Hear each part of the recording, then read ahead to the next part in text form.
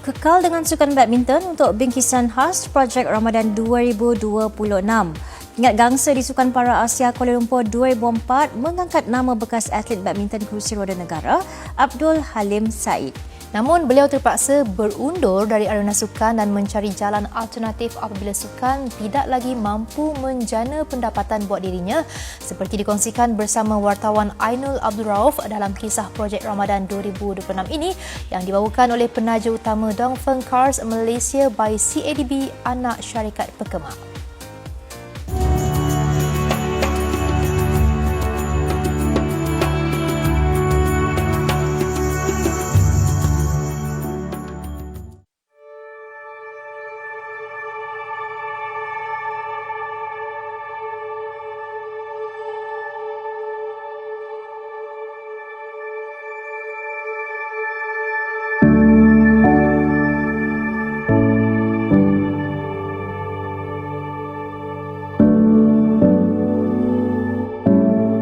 Pingat gangsa Sukan Paralimpik Asia di Kuala Lumpur pada tahun 2004 mengangkat nama bekas jago badminton para negara Abdul Halim Said. Namun di sebalik kejayaan itu terselit 1001 kisah yang tidak ramai tahu.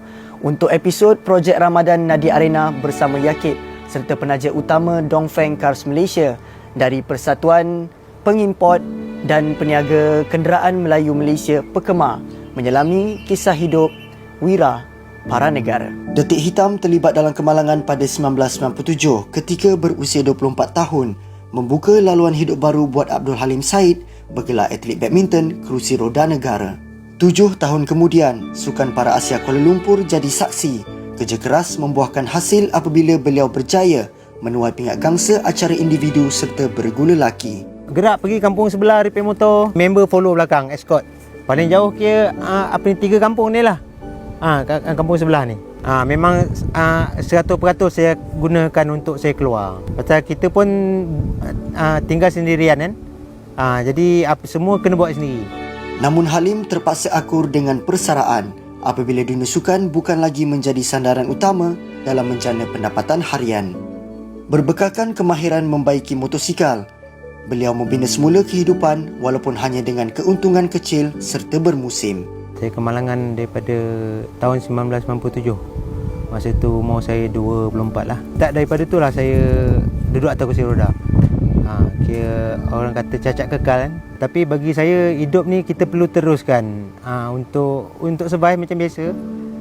Kalau kita nak ikutkan sedih tu memang ya sedih.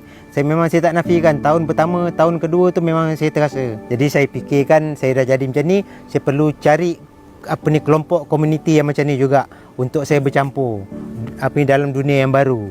Daripada situlah startnya. Saya kenal dia orang pun ajak saya join. Kalau macam saya main untuk negeri, saya wakil wilayah. Lebih mengagumkan, kerusi roda elektrik yang menjadi kenderaan hariannya juga diselenggara sendiri. Saya fikirkan saya cuma ada kemahiran dalam bidang enjin tu yang saya buat balik semula tu. Kerja-kerja workshop ni, tapi apa yang saya buat tu tak heavy macam kedai lah, cuma ada bermusim. Income pun tak adalah banyak banyak mana pun, ada pun ikut time bermusim. Rombongan Projek Ramadan sempat meninjau keadaan terkini Halim di samping meringankan beban dengan bantuan yang dihulur. Sokongan menerusi pelbagai inisiatif menjadi pemangkin usaha berterusan meskipun berdepan keterbatasan fizikal.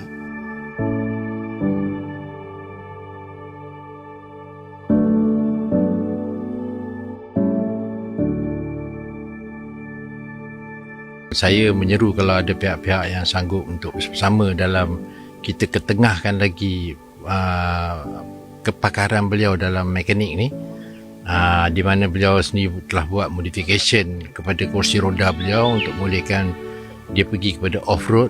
Saya rasa ramai yang mungkin perlukan tu.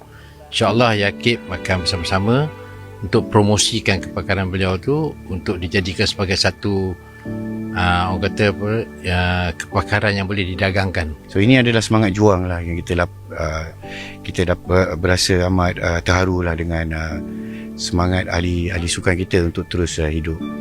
Tapi ini satu benda yang membuka mata kepada kita Pekemar Dan ya, tentu sekali kita melihat program ni amat berkesan lah dan penting untuk kita teruskan supaya golongan-golongan ni dapat pembelaan yang sewajarnya lah dan juga perhatian. Selari dengan matlamat yayasan untuk membantu golongan B40, golongan yang memerlukan, dan sekarang ni kita dah tambah golongan yang pernah berjasa dengan negara kita dalam bentuk sukan ataupun bentuk lain lah. Rumah yang ni lah. Ni, yang ni pun rumah asal juga ni. Rumah asal. Bila kami dah terlalu ramai, arwah abah buat rumah ikut lagi. Dulu tangan menghayun raket badminton untuk negara. Sekarang tangan yang sama digunakan untuk mencari rezeki halal di bengkel sendiri. Membaiki kenderaan untuk meneruskan kehidupan. Inilah kisah Abdul Halim Said. Ain Abdul Rauf untuk Projek Ramadan Ngadi Arena.